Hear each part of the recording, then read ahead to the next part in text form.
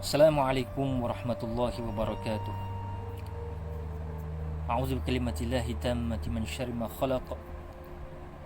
Bismillahilladzi la yadhurru ma'a ismihi syai'un fil ardi wala fis samaa'i wa huwas samiul 'alim.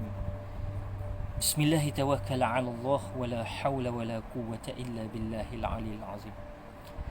Para penonton dirahmati Allah sekalian, mudah-mudahan semuanya still stay chill, stay cool, stay safe at home, insyaAllah. Amin ya rabbal alamin. COVID-19 tak ada signal, tak ada barrier. Semua golongan boleh terjangkit dengan virus corona COVID-19 ini. Sehingga kan kalau kita tengok, dia merentasi perbatasan, merentasi semua insan, golongan elit, golongan miskin, golongan kaya, golongan marhain, golongan cendekiawan, golongan rupawan, golongan agamawan, golongan para juhala, golongan jahil, golongan abid, golongan arif billah, golongan yang penuh bergelumang dengan kemaksiatan, semuanya boleh terkesan dengan jangkitan virus corona ini. Masya Allah, subhanallah, Allahu Akbar. Sebenarnya kehadiran ujian COVID-19 ini rupa-rupanya Allah sedang mereset kita semua. Allah sedang mereset muka bumi ini. Allah sedang mereset makhluk-makhluknya.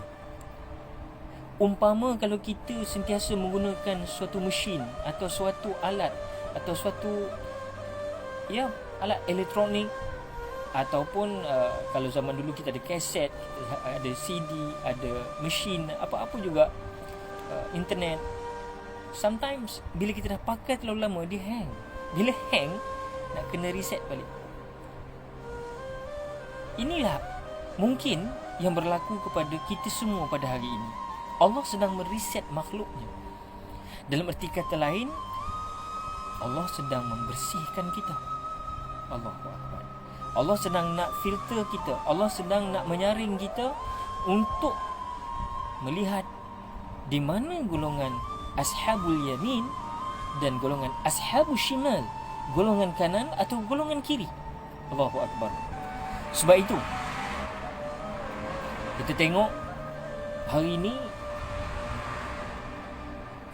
bila datangnya virus corona ini menyerang tanpa henti-henti, kita tengok baru kita faham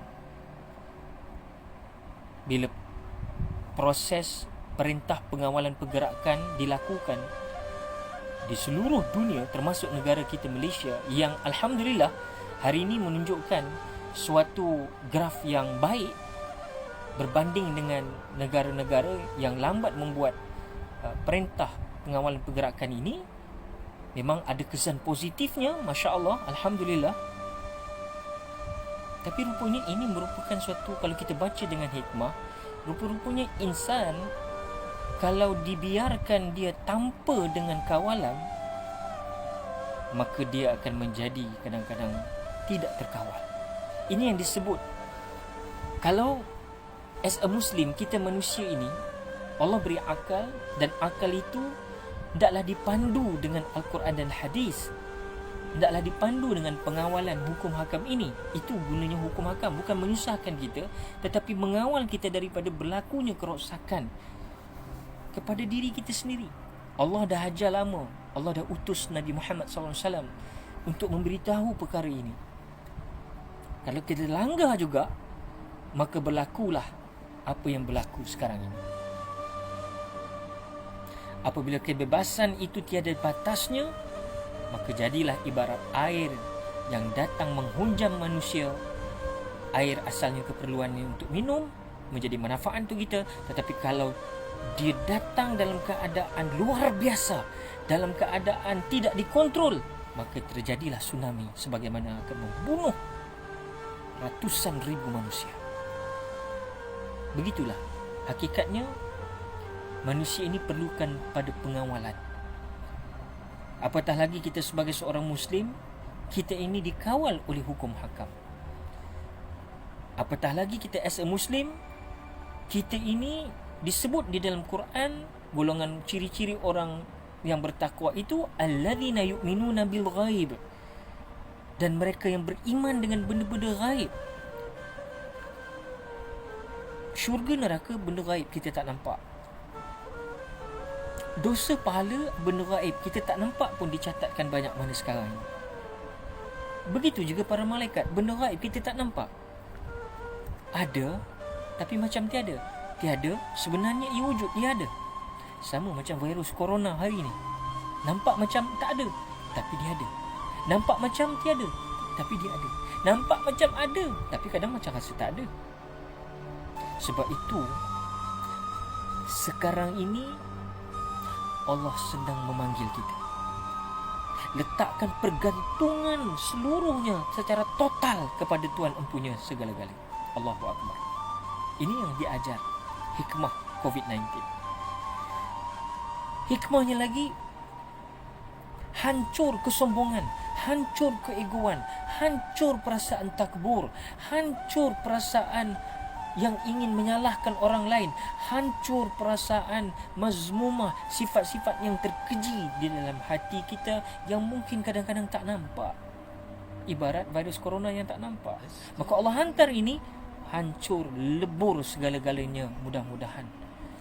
Supaya kita sentiasa muhasabah diri kita, menjadi bukan cermin mata melihat kesilapan orang lain, daripada melihat dahulu kesilapan dan kelompongan dan kekurangan diri masing-masing. Hancur. Makhluk tak ada kuasa rupa-rupanya. Yang ego selama ini, yang sombong, yang takabur, hancur sehancur-hancurnya. Allah hantar satu benda tak nampak. Subhanallah.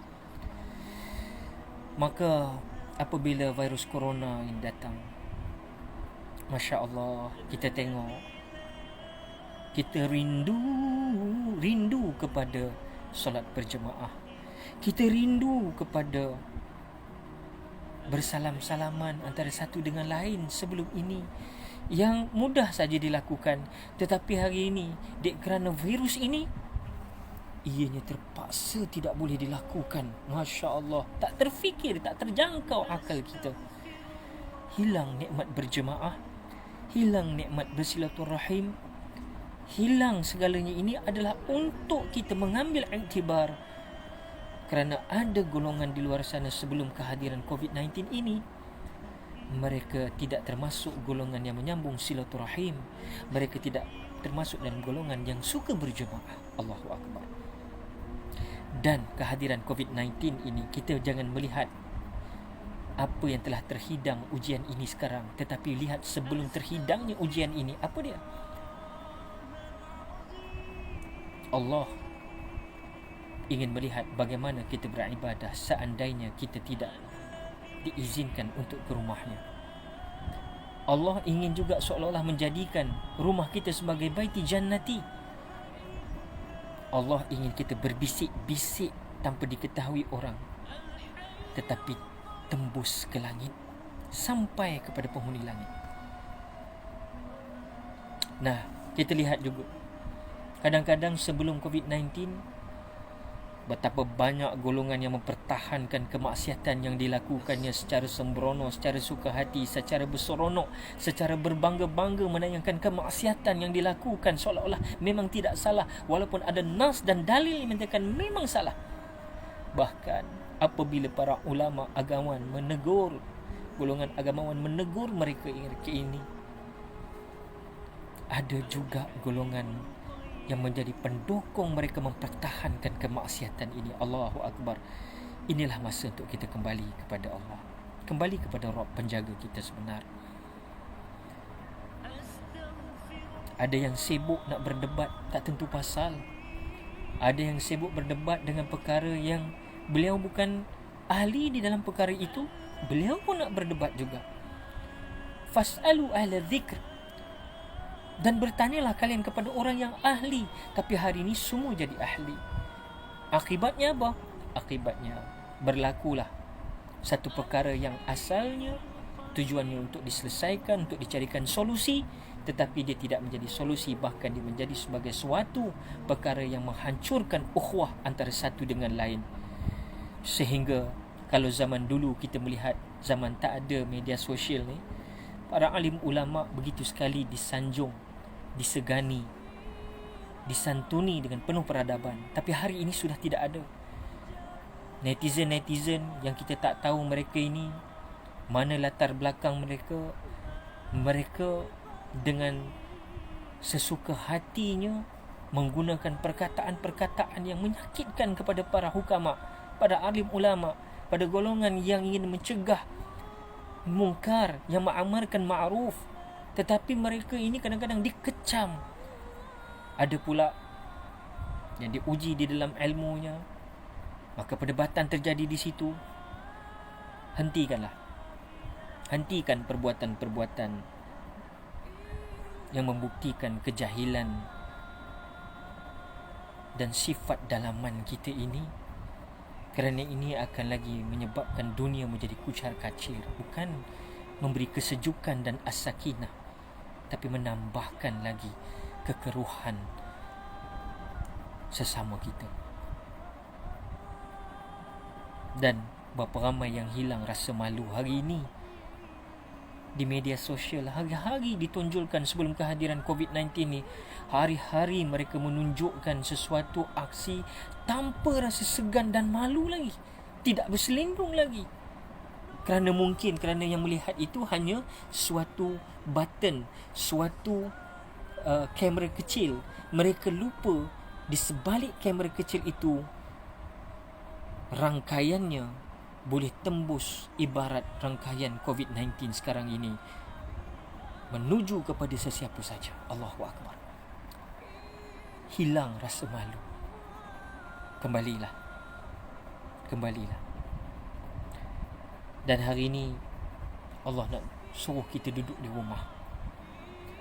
Yang pemimpin di rumah menjadi pemimpin, menjadi rais. Dan yang rumah selama ini mungkin jadi ahli baiti ad-nar, rumahku nerakaku. Dengan kehadiran COVID-19 ini, mudah-mudahan ia menjadi ahli baiti jannati. Amin ya rabbal alamin. Teruskan berdoa, kerana Allah Subhanahu wa taala menyatakan, ud'uni astajib lakum. Berdoalah kalian, pasti aku perkenankan. Berdoa aja, terus berdoa. Soalnya bila Allah nak bagi baik, bila Allah nak bagi seperti sedia kala, itu urusan Allah. Jangan ambil urusan Tuhan, ambil urusan kita sebagai makhluk. Kita amalkan apa yang patut kita amalkan dengan ikhlas, insya-Allah. Yang kedua, ad-du'a silahul mu'min. Doa itu adalah senjata mukmin. Kalaupun di sana ada menyatakan bahawa ini adalah merupakan suatu biological weapon, ad-du'a silahul mu'min. Doa itu adalah merupakan senjata bagi orang mukmin. Terus berdoa dan yakin bahawasanya segala musibah ini akan sirna, insya-Allah. Mudah-mudahan ia menjadi hikmah dan menjadi rahmat bagi kita semua. Amin ya rabbal alamin. Assalamualaikum warahmatullahi wabarakatuh.